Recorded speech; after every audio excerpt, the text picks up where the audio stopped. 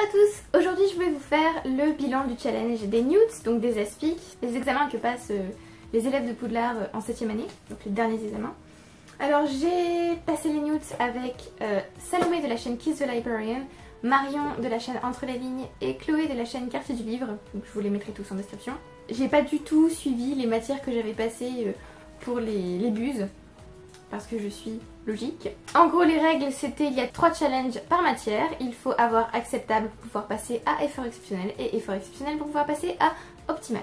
Pour runes anciennes, le challenge acceptable c'était lire un livre qui se passe dans le passé. J'ai lu Le pianiste de Vladimir Spilman que j'ai beaucoup aimé. Il y a une chronique sur le blog donc je vous dirai à chaque fois quand il y a une chronique et quand il n'y en a pas. Pour effort exceptionnel il fallait lire le livre un des livres les plus vieux dans ta bibliothèque, on va dire, parce que c'était écrit le livre le plus vieux, mais honnêtement, je ne sais pas quel livre est le plus vieux dans ma bibliothèque. Surtout si on parle en termes d'achat, genre quel as-tu acheté le premier ou ce genre de truc. J'ai lu Un chat des rues nommé Bob de James Bowen, qui était top, et que je vous présente d'ailleurs dans ma dernière vidéo. Optimal, c'était lire un livre traduit, je n'ai pas eu le temps. Pour arithmancie, la mention acceptable, c'était lire un livre d'au moins 300 pages. J'ai lu le roman comique de Scarron. Pas de chronique. Pour effort exceptionnel, il fallait lire un livre qui finit sur un chiffre pair. J'ai lu Les Carnets de cerises, tome 2, il y a 76 pages. C'était très bien. Franchement, je m'attendais pas à autant aimer cette série, c'était génial. Et pour optimal, il fallait lire un livre qui n'est pas un premier tome de série. Du coup, je pense que j'ai un peu triché pour celui-là, parce que je me suis dit, si c'est pas un premier tome de série, ça peut aussi être un stand-alone, un one-shot, un tout seul quoi. Du coup, j'ai compté L'échappée belle d'Anna Gavalda pour ce challenge. Bon, si ça compte pas trop, vous me dites, mais... Du coup, j'ai obtenu optimal en arithmancie et effort exceptionnel en runes anciennes. En astronomie, le challenge pour acceptable, c'était lire un livre avec des étoiles sur la couverture. Et j'ai choisi DC Super Hero Girls, tome 1 à toute épreuve, parce qu'il y a des étoiles sur le pantalon de Wonder Woman, mais sinon... Voilà. Pour effort exceptionnel, il fallait lire un livre avec, dans le titre, le mot ciel ou le mot sky, du coup. J'en avais un mais je ne l'ai pas lu. Et donc pour optimal c'était lire un livre sur un autre monde, sur une autre planète, ce genre de choses. Donc je n'ai obtenu qu'acceptable pour astronomie. Pour soin aux créatures magiques, pour acceptable il fallait lire un livre avec un animal sur la couverture. J'ai lu House of Names de Colm Toybin, il y avait 2 oiseaux sur la couverture, très bon livre d'ailleurs. Il y a une chronique sur le blog, pareil pour l'échappée belle. Pour effort exceptionnel il fallait lire un livre de moins de 160 pages.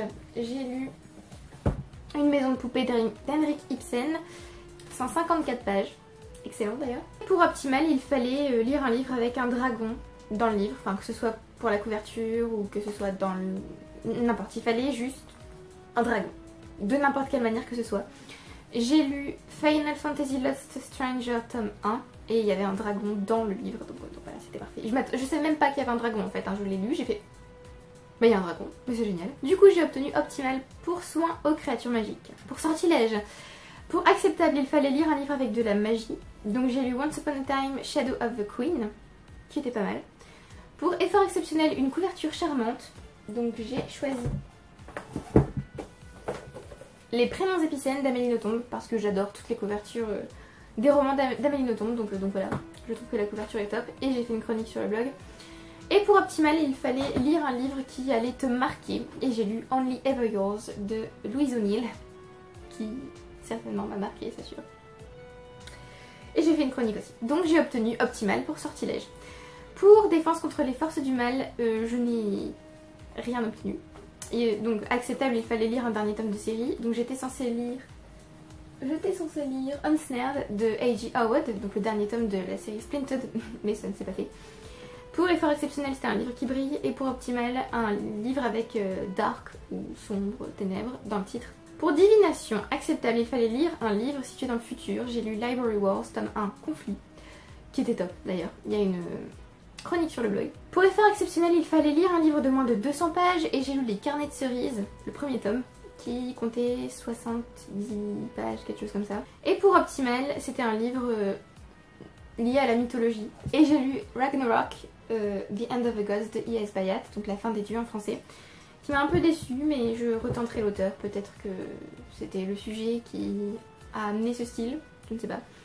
Donc j'ai obtenu optimal en divination. En herbologie, Pour acceptable, il fallait lire un livre avec une couverture verte. J'ai lu Le Cousin Ponce de Balzac. Je crois qu'il y a une chronique sur le blog, mais je ne suis pas sûre. Pour effort exceptionnel, il fallait lire un livre illustré. Donc j'ai lu Une sacrée mamie de Yoshishi Shimada et... je ne sais plus qui, pardon. C'était top, d'ailleurs j'ai emprunté le deuxième tome à la bibliothèque du coup. Et pour optimal, il fallait lire un livre avec le mot light, donc lumière, air, water ou eau, et sun ou soleil dans le titre.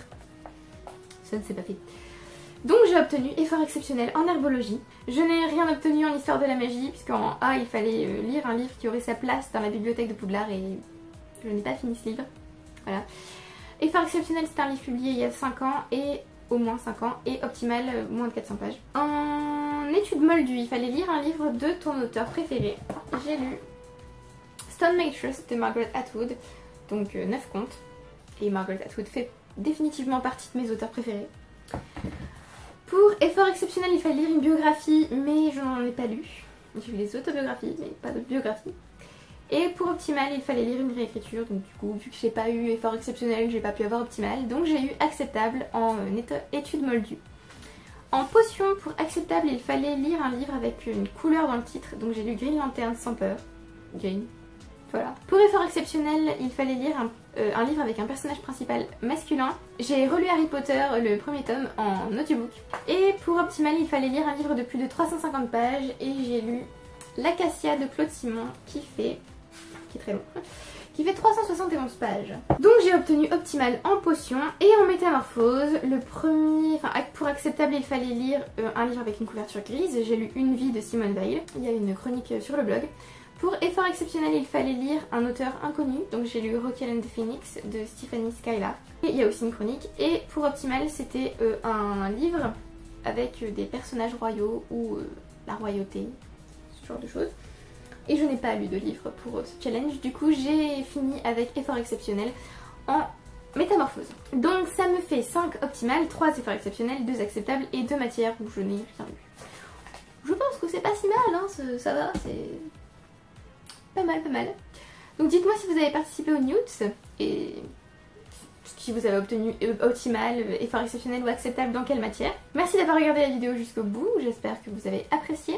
Merci à ceux qui commentent, qui s'abonnent et qui aiment les vidéos. Et je vous retrouve bientôt, j'espère, pour une prochaine vidéo. Bye!